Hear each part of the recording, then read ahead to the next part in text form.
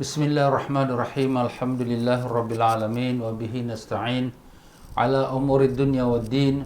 Allahumma salli wa sallim wa barik ala habibir rahman wa sayyidil akwan al-hadir ma'a man salla alaihi fi kulli zaman wa makan wa ala alihi wa sahbihi wa tabihi bi ihsan. Rabbi shrah li sadri wa yassir li amri wa hlul 'uqdatam min lisani yafqahu qawli.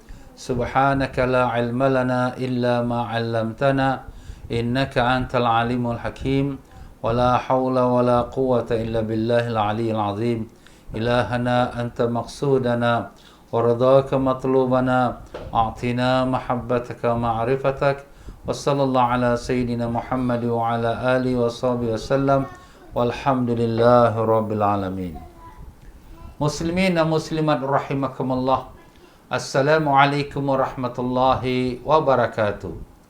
Alhamdulillah, syukur pada Allah Ta'ala yang telah mengumpulkan kita pada malam yang penuh rahmat dan barakah ini, iaitu pada hari Khamis, malam Jumaat, yang menjadi rutin kebiasaan kita. Pada malam ini kita ada kuliah pengajian Kitab Al-Hikam di Masjid Al-Istighfar, Pasir Ris, Singapura, lepas solat fardu Isyak. Ya tuan-tuan dan puan-puan, alhamdulillah kita di dalam awal tahun baru ini 1442 Hijrah, di mana kita masih lagi dalam bulan yang pertama, bulan Muharram yang rahmat dan barakah, bulan yang diberkati Allah yang dinamakan Syahrullah, iaitu bulan Allah. Ya, dan kita telah pun menyambut 1 Muharram, iaitu awal tahun, dengan kita baca doa awal tahun akhir tahun. Dan kini pula kita berada pada malam Jumaat, yang di mana pada esok lusanya kita akan menyambut 10 Muharram, iaitu yang dinamakan Hari Ashura. Ya tuan-tuan dan puan-puan, jadi dengan itu izinkan saya untuk pengajian malam ini kita akan membicarakan perkara tentang Ashura supaya kita dapat manfaatnya bersama. Jadi para jemaah sekalian, perkataan Ashura iaitu yang ke-10. Yang ke-10 itu maksudnya ialah hari yang ke-10. Kerana hari Ashura jatuhnya pada tanggal 10 Muharram. Maka itulah antara sebab kenapa namanya Ashura. Dan juga kebesaran kemuliaan hari Ashura ini bukanlah hanya pada sewaktunya selepas zaman Islam, tetapi ia telah bermula daripada permulaan ciptaan Allah Ta'ala akan dunia ini. Sebab Allah Subhanahu Wa Ta'ala sendiri pun telah menyebutkan, a'udzubillahi minasyaitonir rajim, inna iddatash syuhuri 'indallahi 12 syahra fi kitabillah min yaumin khalaqas samawati wal ard minha arba'atun hurum.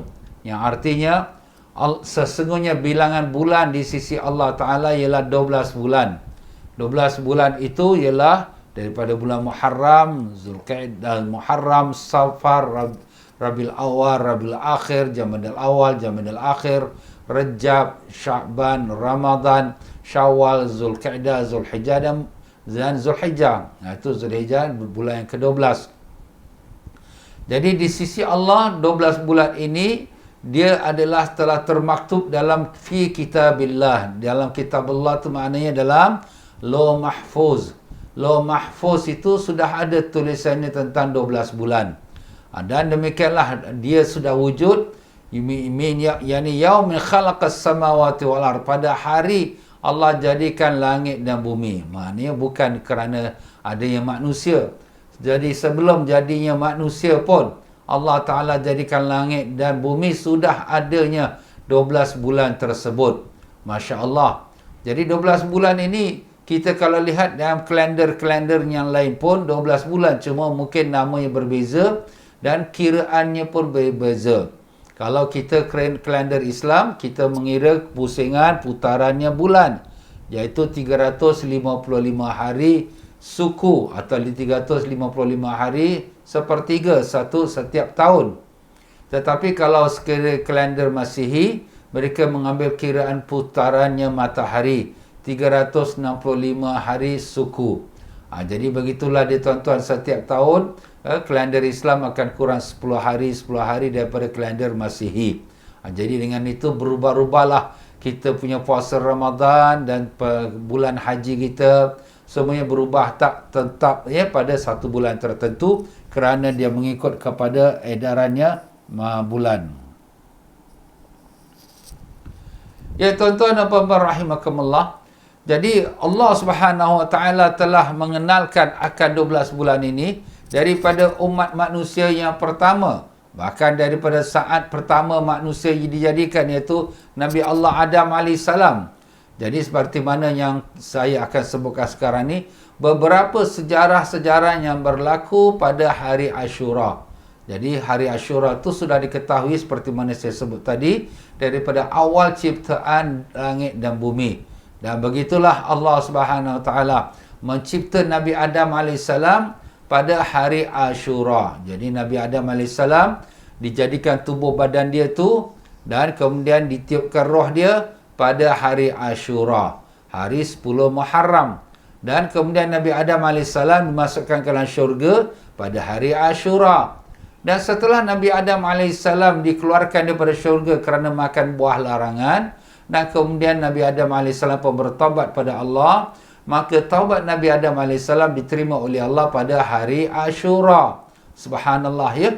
Jadi hari Ashura ni sudah mula diambil kira sebelum lagi daripada saat kita katakan kejadian Nabi Adam AS.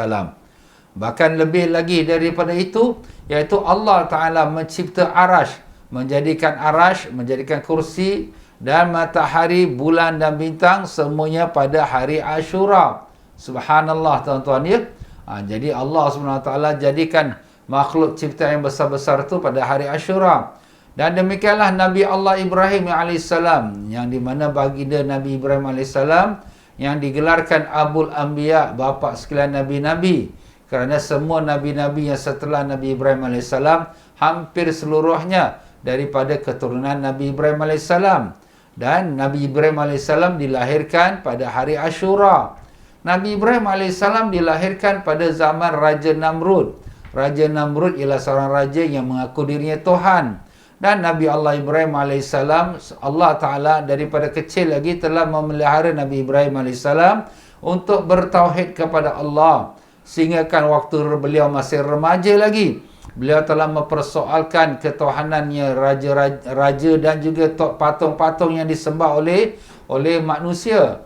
Maka Nabi Ibrahim AS telah membuat satu perkara besar, di mana dia pecahkan semua patung-patung yang disembah itu, dan kemudian diletakkan kapak yang dipecahkan, menggunakannya untuk dipecahkan patung di lehernya patung yang paling besar sekali.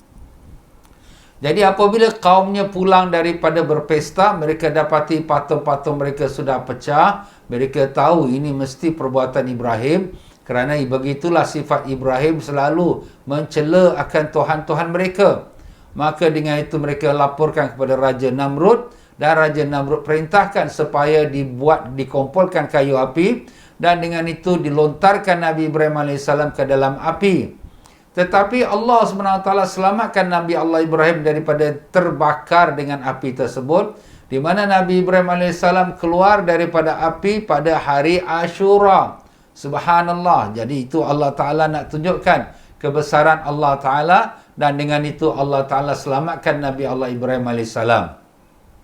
Begitu pula Nabi Allah Musa AS yang diutus oleh Allah untuk menyelamatkan kaum Bani Israel daripada dizalimi oleh Fir'aun. Fir'aun yang mengaku diri sebagai Tuhan. Maka Nabi Musa AS telah membawa keluar kaum Bani Israel dan selamat mereka menyeberang Laut Merah, di mana depan mereka laut dan belakang mereka Fir'aun yang sedang mengejar. Maka Allah perintahkan Nabi Musa AS supaya memukulkan dengan tongkatnya akan laut itu. Terbelah 12 laut itu, 12 kabilah Bani Israel menyeberangnya, dan dengan itu selamat mereka sampai ke tebing ujung yang sana. Dan Fir'aun pun mulalah kejar dan masuk ke dalam laut dengan bala tenteranya, dan kemudian Allah tutupkan laut itu, maka tenggelamlah Fir'aun dan sekalian bala tenteranya. Jadi peristiwa itu berlaku pada hari Ashura.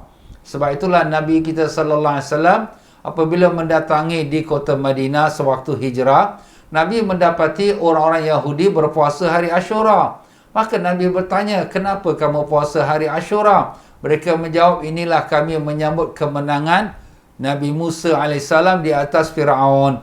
Jadi Nabi Musa pada hari Ashura, dan Firaun ditenggelamkan dia pada hari Ashura. Jadi Nabi sallallahu alaihi wasallam mengatakan, nahnu aula bi Musa minkum, kami lebih utama dengan Musa daripada kamu. Maknanya kalau kamu lah kamu menyambut akan kemenangan Nabi Musa, kami lebih patut lagi menyambut kemenangan Nabi Musa AS. Kenapa? Kerana akidah kita umat yang beriman, kita orang Islam, dengan akidah Nabi Musa sama, mempertuhankan Allah yang Esa. Manakala kaum Yahudi telah banyak menyeleweng daripada ajaran Nabi Musa AS, di mana antara mereka mengatakan sebagaimana Allah firmankan, waqalatil yahudu Uzairu bin Allah, dan berkata kaum Yahudi, Uzair itu anak Allah.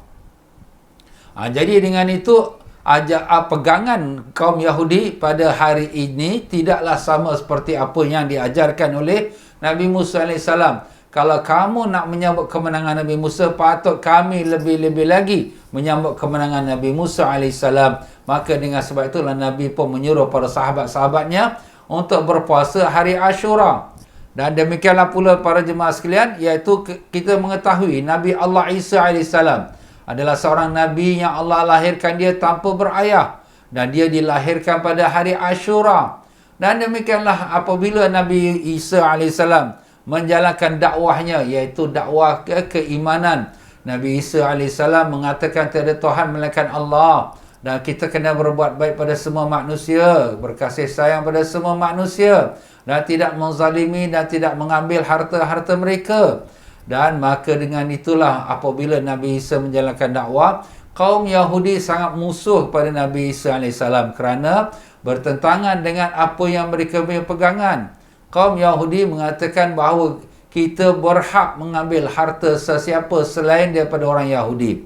Dan kita boleh membunuh siapa saja selain daripada orang Yahudi. Jadi atas kerana Nabi Isa membawa agama yang bertentangan dengan dia punya pegangan Yahudi ini, maka Yahudi telah membuatkan satu rancangan untuk membunuh Nabi Isa AS. Maka mereka telah berpakat dengan kerajaan Roman yang memerintah pada saat itu untuk menangkap Nabi Isa AS.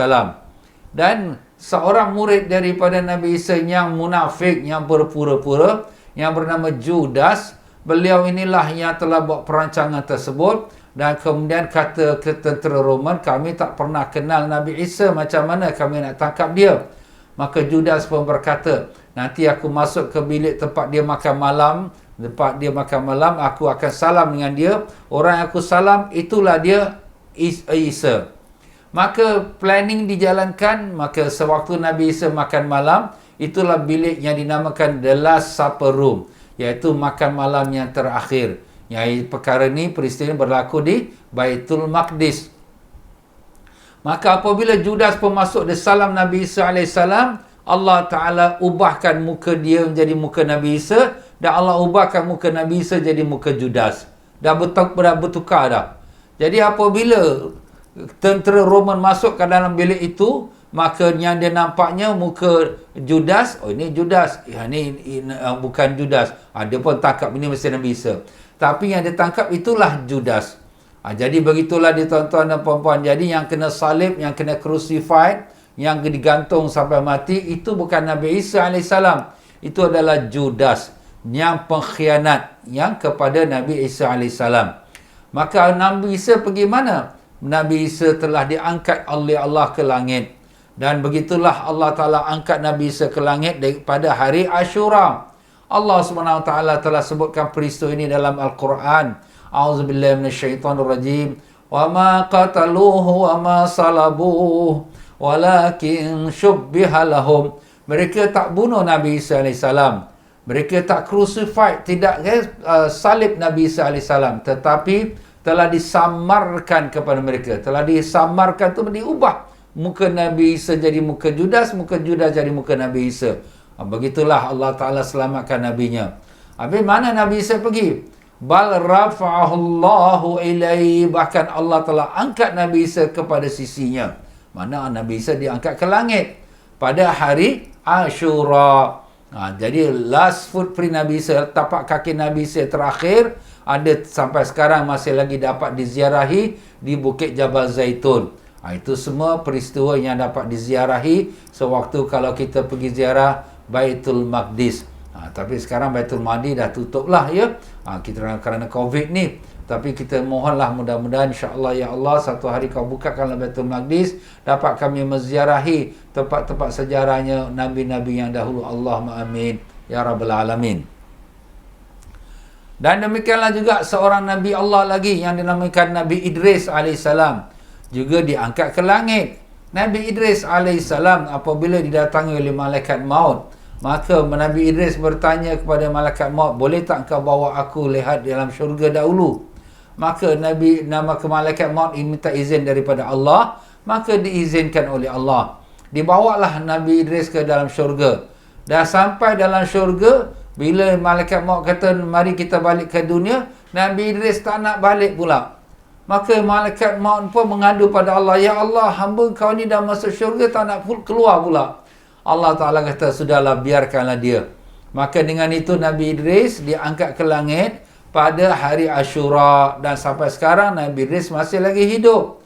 Begitulah kita mengetahui 4 orang Nabi yang masih hidup, rohani dan jasmani sampai sekarang. Dia belum mati lagi. 2 di langit, 2 di bumi. Yang di langit 2 ialah Nabi Isa AS dan Nabi Idris AS. Cuma Nabi Isa dia akan turun ke bumi di waktu keluarnya Imam Mahdi untuk membunuh Dajjal. Ada pun 2 di bumi yang belum lagi mati, Nabi yang masih hidup jasmani dan rohani, ialah Nabi Khidir AS dan Nabi Ilyas AS. Jadi dua-dua Nabi ni masih lagi hidup di muka bumi ini. Dan Nabi Khidir ni memang masyhurlah, dia berjumpa dengan banyak para Nabi-Nabi termasuk Nabi Musa AS dan semua Nabi-Nabi semua yang hidup pada zaman Nabi Khidir. Sampai hari ini masih lagi ada Nabi Khidir AS. Jadi begitulah dia tuan-tuan, 4 orang Nabi yang masih hidup jasmani dan rohani yang belum lagi mati. 2 di langit iaitu Nabi Isa AS dan Nabi Idris AS. 2 di bumi iaitulah Nabi Allah Khidir AS dan Nabi Allah Ilyas AS. Jadi begitulah dia tuan-tuan dan puan-puan rahimakumullah ya, Nabi-Nabi Allah yang dimuliakan. Dan begitulah kita mengetahui bagaimana peristiwanya banjir besar yang menimpa kaum Nabi Nuh AS. Jadi zaman Nabi Nuh AS yang membawa dakwah kepada kaumnya untuk beriman, tapi mereka engkar. Dan dengan itu Nabi Nuh AS pun mohon bantuan dari Allah. Maka Allah turunkan hujan dan keluarkan air pada bumi. Maka berlakulah banjir menenggelamkan seluruh dunia ini. Seluruh dunia ini ditenggelamkan oleh air. Masya Allah. Hebat betul kuasa Allah. Maka dengan itu Nabi Nuh AS yang telah siap dengan bahteranya, maka dia pun diperintah Allah sebelum berlaku banjir itu untuk kumpulkan semua dia punya umatnya beriman. Tak banyaklah mereka itu. Dan demikianlah juga semua haiwan-haiwan dengan dia punya jenis lawannya. Maknanya jantan betina semualah. Haiwan lembu, kambing, kerbau dan segala-galanya. Yang haiwan yang buas juga, yang anjing, yang babi, semua sekali. Semua masuk di dalam bahtera Nabi Nuh AS. Maka itulah saja yang selamat. Maka dengan itu Nabi Nuh AS bahteranya, bilakah dia mendarat apabila air pun sudah mula surut, dan kemudian kapal Nabi Nuh pun tersangkutlah mendarat di bukit yang dinamakan Judi ya. Bukit itu terletak di selatan negeri Turki sekarang ini. Jadi begitulah dia tuan-tuan dan puan-puan, hari yang mana Nabi Nuh AS kapalnya pun mendarat, itulah pada hari Ashura. Jadi pada hari itu Nabi Nuh AS umatnya itu semua dah kelaparan. Jadi mereka berkata pada Nabi Nuh, ada tak apa-apa untuk kita nak makan, kami dah lapar dah. Maka Nabi Nuh AS pun berkata kepada mereka, apa-apa yang ada dalam kamu punya sarung-sarung yang kamu ada simpan dalam kamu simpanan, keluarkan. Jadi dikeluarkanlah sedikit. Ini ada kacang ini kacang tanah, ini ada kacang gandum, ini ada kacang pul, ni macam-macam lah. Kemudian Nabi Nuh AS dengan berkatnya seorang Nabi, dia masukkan semua dalam satu kita katakan periuk besar, dan kemudian dimasaklah. Nah, dengan tu dimasakkan sampailah dia pun dapatlah menjadikan makanan dan Allah berkatkan mencukupi untuk semua orang yang dalam bahtera tersebut. Itulah orang-orang kita pun namakan bubur Ashura. Jadi bubur Ashura ni apakah dia sunat ke tidak? Jawapannya, kalau sekiranya kita bagi orang makan, dapat pahala lah, sunat. Tapi kalau kita makan sendiri, dapatlah kenyang. Tapi kalau kita niat untuk ibadat, dapatlah pahala. Tapi nak kita kata sunat tu, kita tak adalah nak sebutkan kenapa. Kerana kita pun bukan katakan Nabi buat, ya. Cuma, ia adalah sunnah daripada Nabi Nuh AS. Tak ada salahnya. Ya, ini semua bid'ah. Yalah, bid'ah, okeylah, tak ada salahnya. Bukan bid'ah tu semuanya tu menjadi haram dan berdosa. Kita makan lauk asam pedas ke, kita makan lauk kari ke. Ini pun bid'ah. Nabi tak makan asam pedas, Nabi tak makan kari. Tapi, apakah berdosa? Tak ada dosa, tak ada salah. Yang kita bagi orang makan, kita dapat pahala. Jadi begitulah dia tuan-tuan, ya. Jadi dengan itu timbullah, ya, iaitu memasak, kita katakan bubur Ashura. Dan demikianlah Nabi Sulaiman AS. Nabi Sulaiman AS, Allah Ta'ala berikan dia kerajaan yang besar pada hari Ashura. Jadi Nabi Sulaiman AS ini dia minta pada Allah 3 doa. Ya Allah, ya Tuhanku, berikanlah aku kepintaran yang dapat aku berhukum dengan apa yang kau kehendaki. Maka Allah berikan dia kepintaran, bijak dia dalam meletakkan hukum. Dan keduanya Nabi Sulaiman AS minta, Ya Allah, berikanlah aku kerajaan yang tak dimiliki oleh sesiapa sebelumku dan sesudahku. Maka Allah berikan dia kerajaan iaitu memerintah seluruh dunia ini. Semua dia perintah. Dia perintah angin, dia perintahkan haiwan, burung, jin, semua bawah tangan dia. Masya Allah, ya. Jadi jin pada zaman Nabi Sulaiman menjadi buruh kasar. Membangunkan bangunan-bangunan besar. Dan demikian juga menyelam ke dasar lautan untuk mengeluarkan mutiara-mutiara. Bena'un wa gawas. Begitulah Allah sebutkan dalam ayat Qurannya. Iaitu jin itu kerja sebagai pembina-pembina dan juga sebagai penyelam-penyelam di dalam laut. Dan begitulah dia. Allah Ta'ala berikan Nabi Sulaiman berkuasa dapat bercakap dan memahami sekalian, kita katakan percakapan haiwan. Burung-burung pun dan juga semut. Semua dia faham. Masya Allah. Dan begitulah dia. Allah Ta'ala berikan dia kuasa angin. Sehingga dia kalau nak pergi ke mana-mana, dia hanya perintah angin dan dia dengan tenteranya berjalan dan dibawa oleh angin ke timur atau ke barat. Itulah kerajaan Nabi Sulaiman yang tak dimiliki oleh sesiapa. Jadi Nabi Sulaiman dikira sebagai King of the World. Raja dunia ini. Sebab tu kaum Yahudi memanggil King Solomon. Dia tak panggil Nabi. Dia panggil King. Kita umat Islam mengenali Nabi Sulaiman AS sebagai raja dan juga sebagai Nabi. Darjat Nabi lebih besar daripada raja. Kerana darjat raja hanya di dunia. Darjat Nabi kekal sampai di akhirat. Begitu pula Nabi Allah Daud AS diterima taubatnya pada hari Ashura. Jadi Nabi Sulaiman dapat kerajaannya pada hari Ashura. Nabi Daud pula diterima taubatnya pada hari Ashura.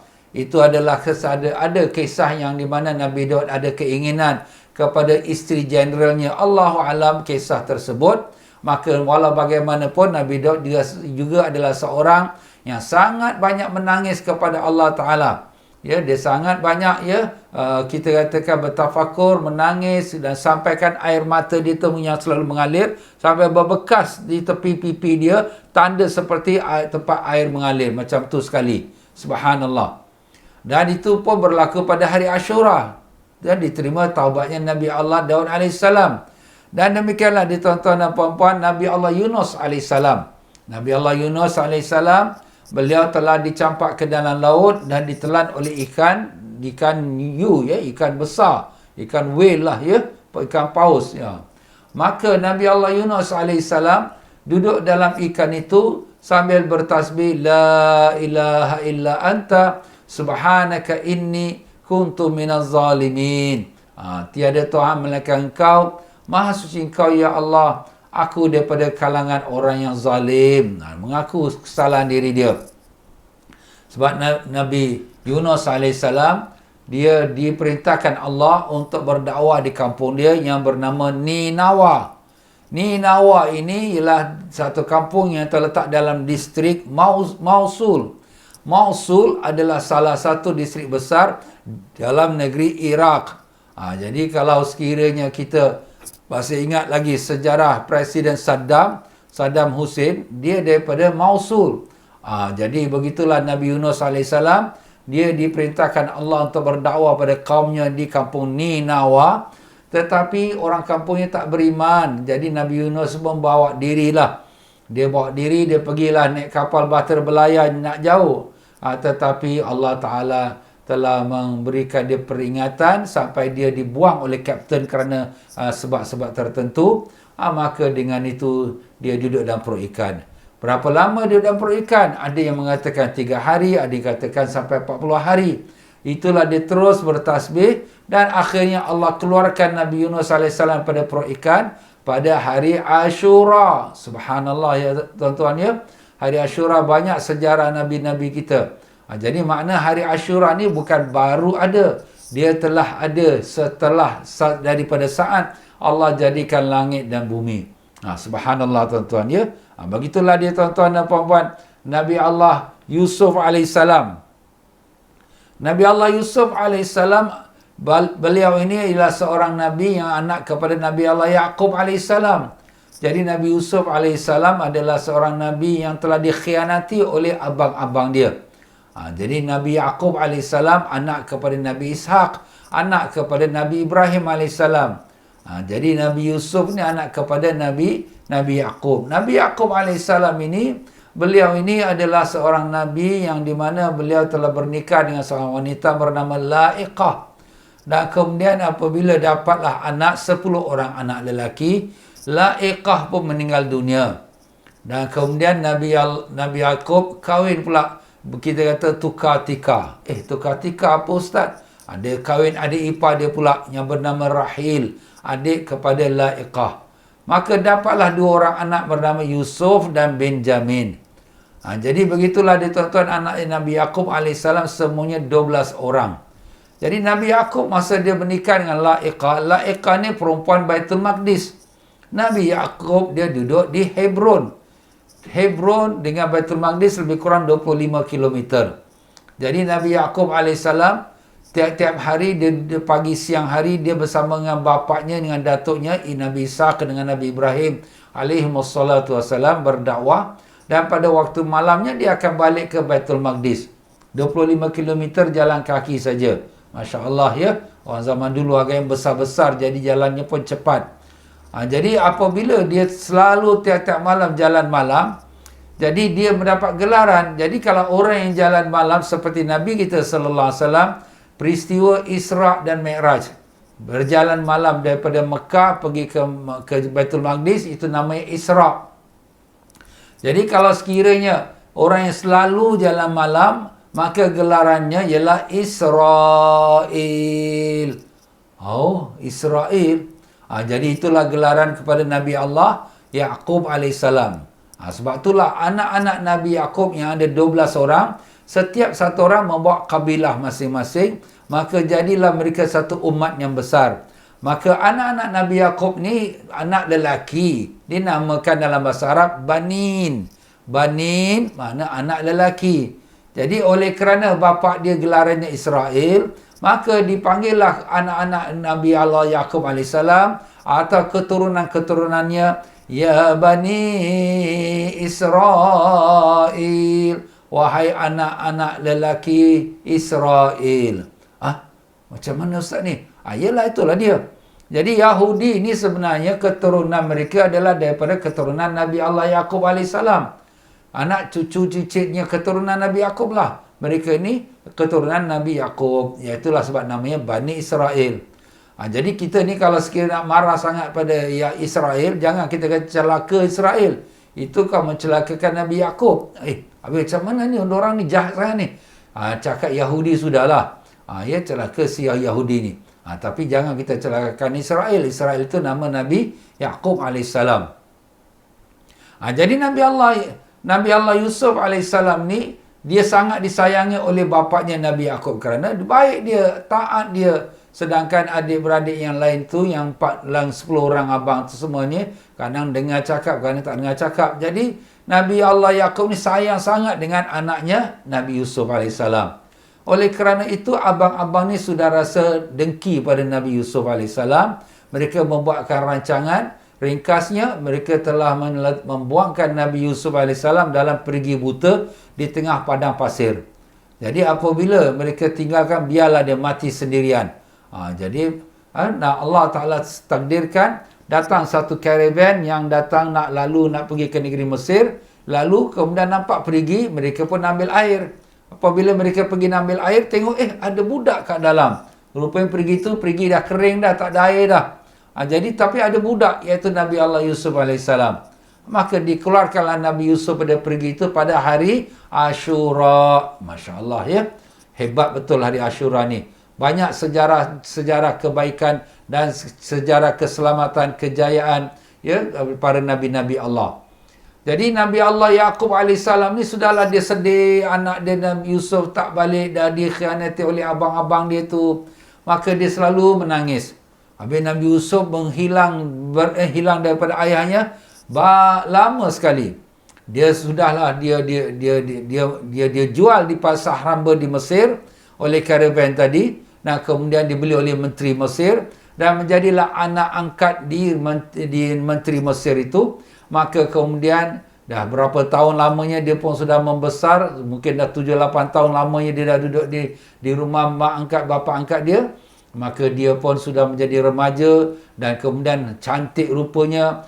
Terkenalah fitnah wanita-wanita istana. Maka dia pun terkenalah duduk dalam penjara selama 7 tahun. 7 tahun. Dan kemudian Allah Ta'ala takdirkan bahawa Raja Mesir bermimpi. Ada 7 ekor lembu yang gemuk dimakan oleh 7 ekor lembu yang kurus. Ada 7 batang gandum yang gemuk dengan 7 batang gandum yang kering. Apa maknanya? Jadi mereka pun tak faham. Raja pun tak faham. Tanya kepada dia punya tukang telik dia. Pak Nujum dia. Tak ada siapa pun yang boleh jawab. Maka dengan itu takdir Allah ditanya pada Nabi Yusuf AS. Nabi Yusuf memberitahu Mesir 7 tahun dalam keadaan yang baik, rezeki-rezekinya makmur. Jangan habiskan, simpankan sebahagiannya kerana kita akan menghadapi lagi 7 tahun kemarau panjang. Nampak? Jadi di sini raja sangat gembira dan akhirnya Nabi Yusuf dilantik menjadi Menteri Ekonomi. Jadi dengan itu 7 tahun makmur Nabi Yusuf kumpulkan sekalian apa hasil-hasil bumi dan kemudian 7 tahun yang mendatang pula kemarau, maka berlakulah orang-orang semua datang ke negeri Mesir untuk minta bantuan makanan. Antara yang datang itu ialah adik-beradiknya Nabi Yusuf AS 10 orang abang-abang dia yang datang kerana Hebron tu di dekat Baitul Maqdis. Tapi dia adalah di bawah jajahan Mesir. Mereka pun pergilah ke Mesir dan kemudian jumpalah kepada menteri. Dan mereka tak kenal Nabi Yusuf. Sudah berapa puluh tahun, dah lebih daripada 15 tahun. 7 tahun dalam penjara, 7 tahun dalam rumah menteri dan kemudian 7 tahun lagi kita katakan Mesir dalam keadaan makmur. Kemudian 7 tahun lagi dalam keadaan kita kata kemarau panjang. Dah lebih daripada 20 tahun dah. Jadi apabila abang-abang dia datang ke istana, mereka tak kenal Nabi Yusuf, tapi Nabi Yusuf kenal abang-abang dia. Apabila ternyatalah bahawa yang menjadi Menteri Ekonomi Mesir tu ialah Nabi Yusuf, adik mereka, alangkah malunya mereka dan minta maaf kepada Nabi Yusuf AS. Dan Nabi Yusuf AS pun seorang Nabi Allah yang sangat pemurah dan pemaaf, dimaafkan. Dan kemudian Nabi Yusuf mengambil bajunya, maka diperintahkan supaya hantarkan kepada ayahnya. Kerana ayahnya sudah puluhan tahun menangis, sampai mata pun dah rabun dah tak nampak dah. Maka apabila utusan tu datang membawakan baju Nabi Yusuf AS, disapukan kat muka ayahnya, maka ayah dia pun celik. Maka celik yang ayah dia tu pada hari Ashura. Subhanallah. Nabi Yusuf dikeluarkan daripada telaga pada hari Ashura dan bapaknya Nabi Yaqub celik kembali penglihatannya tu pada hari Ashura. Di sinilah kata alim-alim ulama, tidak ada salahnya kita mengambil keberkahannya seseorang Nabi atau orang-orang yang salihin. Ya, kita sekarang ni ada antara kita mengambil barakah berkatnya alim ulama, ya, berkatnya minuman mereka, berkatnya kita cium tangan dia, berkatnya kita ambil sejadah dia, sal dia, ya. Begitulah orang-orang yang mengambil barakah. Imam Syafi'i rahimahullah ta'ala, apabila beliau itu mendengar anak muridnya Imam Ahmad sakit, maka Imam Syafi'i pun hantar surat untuk nak ucapkan sabar dan didoakan dia, dan kemudian dibawakannya baju Imam Syafi'i sebagai petanda bahawa ini surat memang benar daripada Imam Syafi'i. Bila Imam Ahmad dapat surat itu dengan baju Imam Syafi'i, direndamkan baju Imam Syafi'i rahimahullah ta'ala dan diminum airnya, Masya Allah sembuh sakit dia. Jadi begitulah tuan-tuan, tak ada salahnya mengambil barakah. Tengok Nabi Allah Yaqub AS dengan barakatnya baju anak dia. Anak dia pun Nabi juga. Maka dia letakkan kat wajah ayahnya. Ayahnya kembalilah wajah penglihatannya seperti biasa. Jadi itulah tuan-tuan, boleh mengambil barakah, tak ada salahnya. Dan begitulah Nabi Allah Ayub AS. Nabi Allah Ayub AS, Allah Ta'ala uji dia dengan ujian yang berat.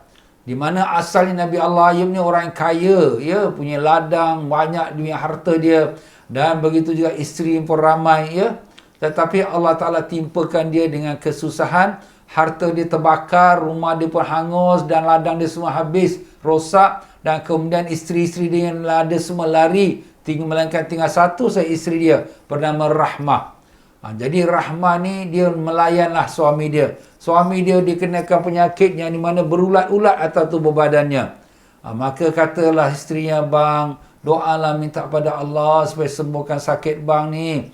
Maka kata Nabi Ayub, malu aku. Berapa lama kita sudah senang dalam berpuluh-puluh tahun. Tapi ini baru berapa tahun saja. Dah berapa tahun aku sakit? Maka kata isterinya, dah 18 tahun bang.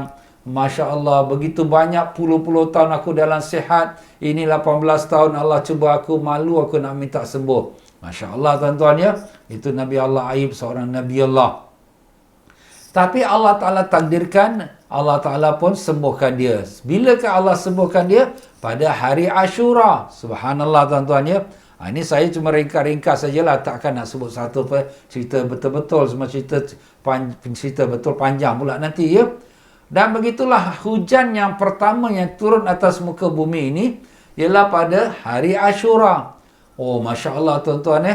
Jadi hari Ashura ni hari yang hebat tuan-tuan, ya. Hari yang begitu sekali banyak kelebihan dia dan banyak sejarahnya. Sebab itulah cerita hal hari Ashura ni bukan perkara baru, sudah diketahui daripada umat dahulu. Sehingga kan kaum kafir Quraisy, yang iaitu kaum jahiliyah, mereka juga berpuasa hari Ashura. Dan Nabi kita SAW sebelum berpindah daripada Mekah ke Madinah juga berpuasa hari Ashura. Masya Allah tuan-tuan. Sehingga ada riwayat, setengah riwayat mengatakan Nabi memerintahkan sahabat berpuasa hari Ashura dan dianggap itu sebagai wajib. Wajib puasa hari Ashura. Masya Allah. Itu belum lagi turun perintah wajib puasa Ramadan. Jadi apabila Nabi SAW berhijrah ke Madinah pada tahun 2 Hijrah, turunlah ayat Quran yang mewajibkan puasa Ramadan. Maka dengan itu puasa hari Ashura sudah dibatalkan wajibnya, tapi kekal sebagai sunat. Nampak tuan-tuan? Jadi asal-asalnya puasa Ashura ni wajib. Macam tu sekali dia punya hebat dia. Tapi bila dah turun wajib puasa Ramadan, Ashura sudah jadi hukum sunat. Jadi dengan itu kita, kalau dapat kita pada hari Ashura tu, kita lakukanlah beberapa perkara yang baik-baik, ya. Yang pertama sekali yang kita lakukan ialah kita puasa hari Ashura. Puasa Ashura ni Nabi SAW telah bersabda, yang arti maksudnya berpuasa hari Ashura iaitu pada 10 Muharram, menghapuskan dosa setahun yang lalu. Jadi setahun yang lalu dosa kita semua diampunkan Allah. Tapi dosanya apa tuan-tuan? Dosa kecil antara kita dengan Allah. Ada pun dosa besar, itu wajib kita taubat nasuha. Adapun dosa kita dengan manusia, itu wajib kita minta ampun dan maaf dari manusia. Adapun kalau hutang tu wajib bayar. Kalau kita tak bayar, kita punya roh nanti bila kita mati, roh kita tergantung-gantung, tak sampai kepada Allah. Nampak tuan-tuan? Jadi, jangan kita lambat-lambatkan bayar hutang.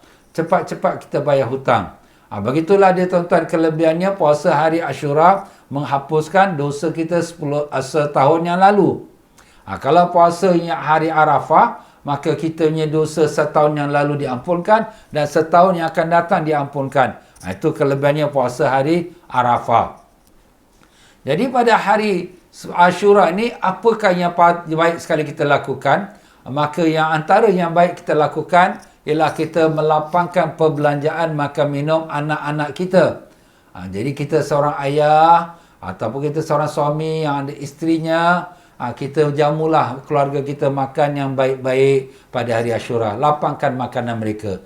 Kalau selalu makan nasi dengan garam saja, ni tambahlah lauk-lauk sikit. Tapi mana ada orang Singapura ke orang Malaysia makan nasi yang garam, ya? Tapi Alhamdulillah lah, kita syukur pada Allah nikmat. Kita jangan lupa, ada saudara-saudara kita pula yang tak makan, yang di mana dalam keadaan kesusahan. Jadi kita bantulah mereka. Pada hari Ashura, kita beri makan pada orang fakir miskin. Maka akan Allah Ta'ala lapangkan kubur kita pula, insyaAllah. Dan pada hari Ashura, kita berilah bantuan kepada anak-anak yatim. Beri makan pada mereka. Dan juga sapu kepala mereka. Jadi kalau kita sapu kepala anak yatim, sebanyak mana rambut-rambut anak yatim yang kita pegang di kepalanya, ada riwayat kata, iaitu setiap satu helai rambut, Allah angkat satu darjat kita. Ada yang katakan setiap satu helai rambut itu Allah Ta'ala jadikan satu pokok dalam syurga untuk kita. Subhanallah. Dan demikianlah juga pada hari Ashura itu, ya, kita kalau sekiranya ada kesempatan, kita ada rezeki yang lebih, kita bersedekah. Dan seorang yang bersedekah pada hari Ashura itu, maka pahalanya seperti bersedekah pada semua fakir miskin di dalam agama Islam. Subhanallah tuan-tuan, ya. Besar sekali pahalanya. Dan demikianlah juga, iaitu kalau sekiranya pada hari Ashura tu kita mandi sunat hari Ashura, maka tidak akan sakit berat kita pada tahun tersebut. Jadi kita niat, aku mandi sunat hari Ashura kerana Allah. Itu. Dan demikian juga kita bercelak. Sunat kita bercelak pada hari Ashura. Siapa yang bercelak pada hari Ashura tidak akan kena sakit mata pada tahun tersebut. Dan demikian juga kita potong kuku pada hari Ashura. Dan kita membaca Qul Huwallahu Ahad 1000 kali. 1000 kali? Yelah, 1000 kali itu bukan sekali duduk. Pagi, tengah hari, petang, malam. Bacalah 1000 kali. Baca Qul Huwallahu Ahad. Dan insyaAllah, siapa yang bacakan itu Qul Huwallahu Ahad 1000 kali, dia tebus dirinya dari api neraka. Masya Allah. Dia selamat daripada api neraka. Dan Allah akan memandang dia dengan pandangan rahmat di akhirat nanti. Masya Allah, kelebihannya Ashura, dia baca Qul Huwallahu Ahad 1000 kali, maka Allah pandang dia dengan pandangan rahmat. Dan demikianlah juga, ya, dia melakukan perkara-perkara yang lain daripada perkara yang bersilaturahim, ya. Dan jangan lupa membaca zikir, membaca hasbi Allah wa ni'mal wakil, ni'mal maula wa ni'mal nasir. Hasbi Allah wa ni'mal wakil, ni'mal maula wa ni'mal nasir. Mencukupilah aku dengan Allah sebaik-baik tempat penyerahan diri. Ni'mal maula, dialah sebaik-baik penjaga. Wa ni'mal nasir, sebaik-baik pembela. Itu kita baca pada hari Ashura 70 kali. Tidak mati dia pada tahun itu. Kalau Allah takdirkan dia akan mati, Allah tidak ilhamkan dia untuk membaca zikir itu pada hari Ashura. Dan kita menjamu orang makan. Menjamu orang makan, bari orang makan. Lebih-lebih lagi kalau orang berbuka puasa hari Ashura, sepertilah kita memberi sekalian orang Islam berbuka puasa. Pahalanya, Masya Allah, ya. Dan demikianlah tuan-tuan dan puan-puan, ya. Kalau dapat, kita jangan lupa, kita buatlah perkara yang telah disebut tadi. Antaranya ialah puasa hari Ashura dan berpuasa, dan juga kita memberi makanan lebih kepada keluarga kita dan memotong kuku, mandi, bersedekah, bersilaturahim pada kerabat, ya. Menziarahi alim ulama, ya. Kalau dapat ziarah alim ulama, mengusap kepala anak yatim, ya. dan juga memberi hadiah pada mereka, memakai celak, ya, dan juga solat sunat, ya, solat sunat lah, ya, ada juga riwayat menyebutkan solat sunat, ya, dan membaca surah Ikhlas 1000 kali dan menziarahi orang sakit, ya. Tetapi dalam perkara yang kita sebutkan semua ini, semua tu baik. Bukan kerana Ashura pun memang disunatkan kita ziarah orang sakit, menziarah orang alim, ya, kita mandi, kita berpuasa sunat. Cuma kebanyakannya hadis-hadisnya antara daif, ya, dan ada yang ulama yang mengatakan maudhu', tapi kita buat tu bukan atas dasar kerana semata-mata kerana hadis tu, tapi kerana amalan tu memang amalan baik. Beri orang makan, baik tak? Baik. Bagi orang buka puasa, sunat tak? Sunat. Jadi kebetulan memang hari Ashura kita bagi orang makan. Kita bagi kepada anak yatim bantuan, baik tak? Memang baik. Jadi kita bagi, kita sapu kepala anak yatim, bagus. Baguslah, pasal kita menjadikan hati dia senang, gembira, kita sapu, kepala dia gembira, happy dia. Jadi itulah dia, tuan-tuan. Jadi kebanyakannya hadis-hadis itu adalah hadis yang lemah. Tapi tak ada menjadi salah. Sebab dalam Ahlus Sunnah Jemaah kita, beramal dengan hadis yang lemah harus hukumnya. Sebab hadis-hadis yang lemah itu yang membicarakan tentang fadailul a'mal, kelebihan-kelebihan amal, maka itu hukumnya harus. Ya, kerana apa? Kerana dia tak bersangkut paut dengan hukum. Kalau bersangkut dengan hukum, halal haram, itu tak boleh. Mesti pakai hadis sahih atau hadis yang hasan. Jadi begitulah dia, tuan-tuan dan puan-puan, ya. Kalau sekiranya kita nak berbuat apa yang kita dah dengar tadi, buat. Cuma ada hadis yang mengenai melapangkan makan dan juga berpuasa, itu memang ada hadis yang baik, ya, yang di mana dikatakan oleh ulama memang hadis yang kuat ataupun yang hasan yang boleh dijadikan amalan. Tapi tak menjadi salah juga yang lain-lain yang telah kita sebutkan tadi, iaitu berpuasa, selain pada puasa, potong kuku, kita mandi, kita bersedekah, ya, kita bersilaturahim, memberi anak yatim, ya, dan demikian juga kita memakai celak, menziarahi orang alim, dan demikian juga kita solat sunat, membaca surah Ikhlas, Qul Huwallahu Ahad 1000 kali, dan juga kita menjenguk orang yang sakit, ya, siapa-siapa sakit kita pergi ziarah dia. Itu amalan yang baik dilakukan pada hari Ashura. Jadi tuan-tuan dan puan-puan rahimakumullah, jadi amalan-amalan ni kalau kita nak buat pun atas dasar kerana kita mengikut sunnah Nabi SAW. Kerana itu memang ajaran Nabi. Ini ada orang kata ini bid'ah. Ini bukan hadis yang kuat ni, ini hadis palsu. Aku ziarah orang alim, salah ke? Aku puasa sunat. Aku bersedekah. Aku bersilaturahim. Aku bagi orang buka puasa. Apa salah ke? Memang sunat. Bukan kerana hari Ashura pun memang sunat. Jadi itulah dia, tuan-tuan dan puan-puan, ya. Jadi begitulah, tuan-tuan, hari Ashura itu kita puasa. Jadi 10 Muharram. 10 Muharram tu jatuh pada hari Sabtu ini. Tapi Nabi kita SAW di tahun-tahun yang terakhir, Nabi mengatakan, kalau aku hidup tahun depan, aku nak puasa hari yang ke-9. Hari ke-9, iaitu 9 Muharram. Tapi tak sempat Nabi sampai tahun depan, Nabi SAW sudah kembali ke rahmatullah. Sudah kembali pada Allah, ya. Jadi dengan itu, tuan-tuan dan puan-puan, kita disunatkan puasa hari ke-9. Dalam hadis yang lain, Nabi mengatakan, puasalah sehari sebelumnya atau sesudahnya. Maknanya, kalau boleh kita puasa sehari sebelumnya, iaitu 9 hari bulan Muharram, atau sesudahnya 11 hari bulan Muharram. Kita puasa sehari sebelum atau sesudah. Kalau sempat sehari sebelum, 9 dengan 10. Kalau tak sempat 9, 10 dengan 11. Kenapa Nabi nak buat macam tu? Kerana Nabi nak menyalahi orang Yahudi. Orang Yahudi, mereka ini berpuasa hari Ashura sahaja, 10 Muharram. Ya. Jadi kita ni orang Islam, puasa hari Ashura juga. Sama macam Yahudi. Jadi Nabi tak suka kalau sekira kita orang Islam ni sama macam Yahudi ataupun Ahlul Kitab. Jadi Nabi nak bezakan.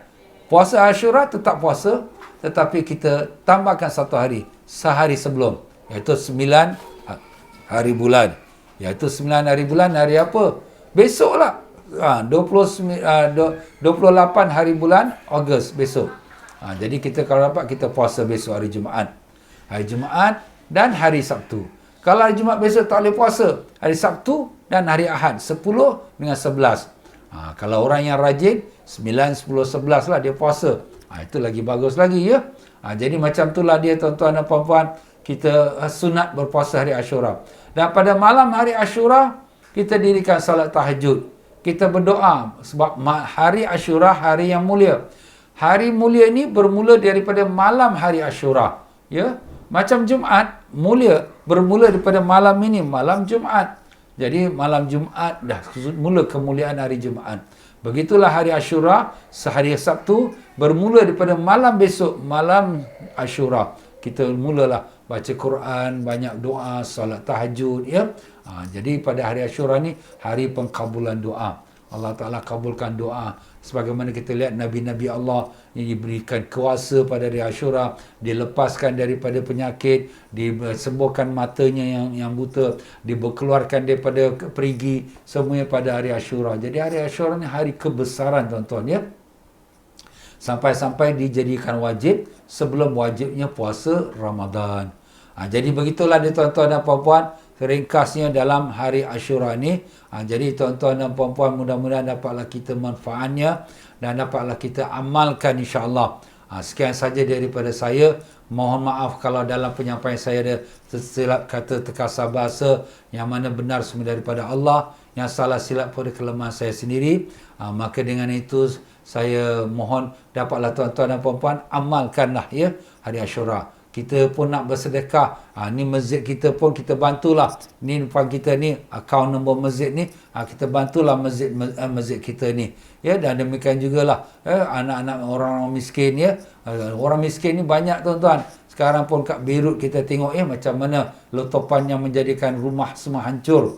Ya, kita bantulah. Sekarang banyak badan-badan yang usahakan membantu mereka, dan juga yang di negara-negara lain seperti di Malaysia, di Indonesia, anak rumah-rumah panti asuhan ya, yang anak yatim ya, dan juga yang di Kemboja, yang di Bangladesh, banyak juga ya. Alhamdulillah mereka ni memohon bantuan. Jadi kalau kita ada saluran-saluran, kita salurkanlah ya. Mudah-mudahan dengan berkat kita salurkan tu, Allah berkati rezeki kita dan berkati umur kita dan selamatkan kita dunia dan akhirat. Amin, amin ya rabbal alamin. Dan dengan itu saya mohon diri dengan baca, sama-sama kita baca istighfar. Astaghfirullahalazim, astaghfirullahalazim, astaghfirullahalazim. Subhanakallahumma wa bihamdika asyhadu an la ilaha illa anta astaghfiruka wa atubu ilaik. Wabillahi taufiq wal hidayah. Wassalamualaikum warahmatullahi wabarakatuh.